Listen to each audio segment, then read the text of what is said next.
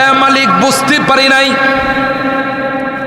এ আল্লাহ শয়তানের ধোঁকায় পড়ে, নফসে আম্মারার ধোঁকায় পড়ে তো গুনাহ কইরা ফেলাইছি। আল্লাহ জুলুম করেছি গো, ক্ষমা যদি না করো চিরকালের জন্য ধ্বংস হয়ে যাব। আর যদি তুমি ক্ষমা করে দাও তোমার কোনো লস নাই। এ মালিক তোমারই তো গোলাম, ঘুরে ফিরে তো তোমার দরবারে আসবো, জোরে বলুন ঠিক কিনা? কোথায় ফেলে দিবা, কার কাছে দিবা, কার কাছে যাব? দ্বিতীয় কোনো ইলাহ নাই, দ্বিতীয় কোনো মাবুদ নাই যার কাছে গিয়ে ক্ষমা চাব। আল্লাহ কয় বান্দা এই যে চোখের পানিগুলো ছাড়বা, গুনাহ থেকে মাপ চাইবা, সেই জন্যই তো তোমাদেরকে বানাইছি।